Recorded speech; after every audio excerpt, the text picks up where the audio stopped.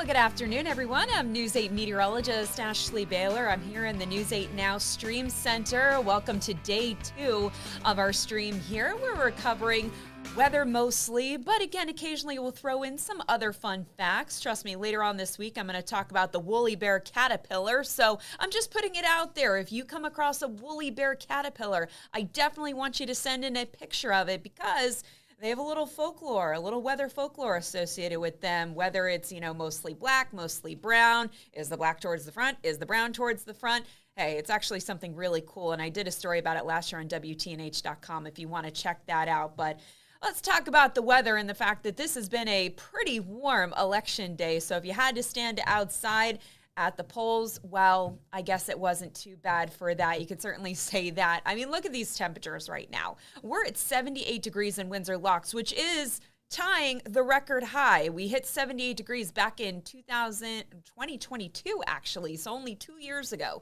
we set this record high temperature. The record down at Bridgeport is 73. We're not quite there. So let's take a look at our full graphics here. You don't need to keep looking at my face, right? 71 degrees in Waterbury at this hour. We're at 65 in New London. So closer to the shoreline, yes, it is a bit cooler, and that's because we do have an onshore breeze farther inland. I mean, we're really heating up here.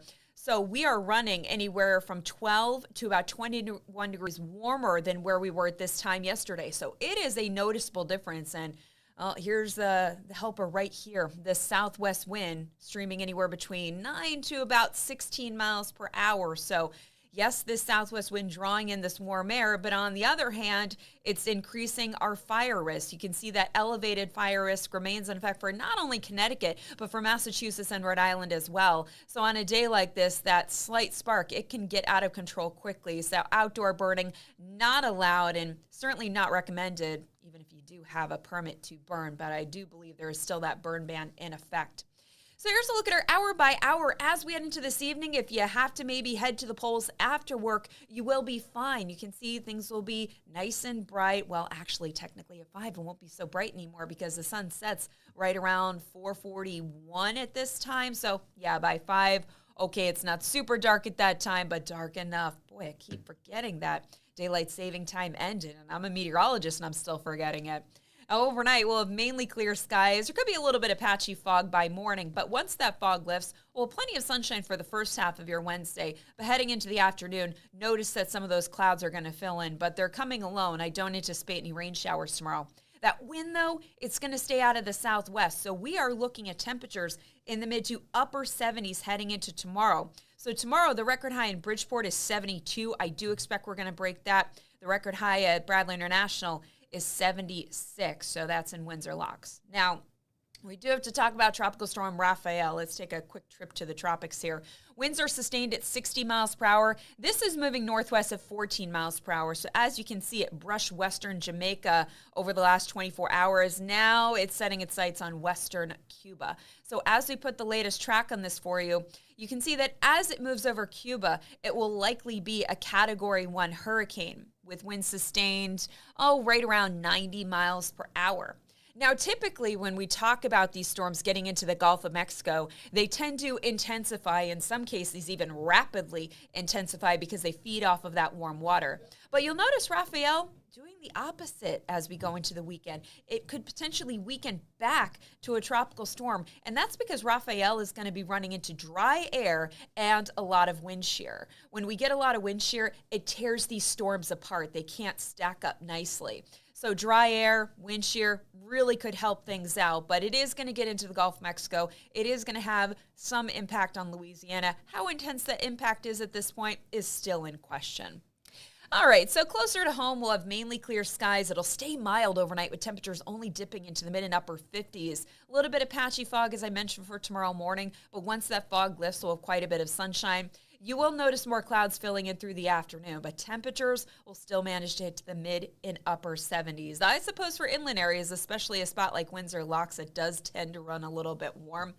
80, not out of the realm of possibilities. Here's a look at your 8-day shoreline forecast. Even as we head into Thursday, temperatures are going to come down a bit, but it's still going to be well above average. Keep in mind, we should be in the upper 50s for this time of year, and we're still talking temperatures in the upper 60s near 70 for Thursday.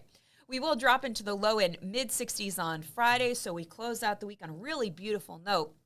Now, looking ahead to this weekend, temperatures will be in the upper 50s there, so that's where we're going to kind of settle.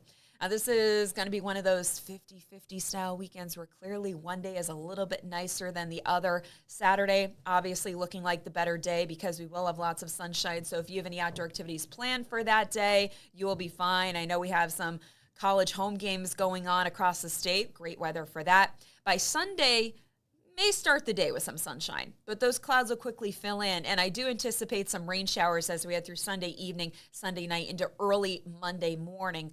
Of course, Monday is Veterans Day, so let me be one of the first to wish all of our veterans out there a very happy Veterans Day. I'm glad that the weather is going to improve again. There could just be a few showers early in the morning, but hopefully they get out of here in time for any ceremonies that will be going on Veterans Day. Of course, I want to wish a happy Veterans Day to all of the wonderful veterans in my family. Of course, I'll talk about more about that coming up as we get closer to next Monday. But my husband, he started in the Army, was deployed to Iraq and Afghanistan. Then he switched to the Air Force. He is still serving in the Air Force. He is the first sergeant, and he will be in the military for 22 years come this January. My dad was in the Coast Guard for 24 years. My grandfather in the Air National Guard for 43. So I come from quite a lineage here. And, of course, Chief Meteorologist Gil Simmons served in the Marines. So we're so happy to celebrate him and his accomplishments as well. So things are looking pretty good weather-wise, other than the fact we could desperately use some rain. Hopefully we get some soon, but I got to tell you, no soaking rain in sight, at least for the next 8 days. Beyond that, we'll see how things go, but hopefully you're having a great election day so far. I know this is one of those days where, there's always that little bit of uneasiness, but at least you don't have to be uneasy about the weather. At least that is being relatively tame. So again, if you get out of work and you have to stand in a long line outdoors, at least the weather is going to cooperate for that. All right, I'll catch you back here tomorrow at 3. Take care, guys.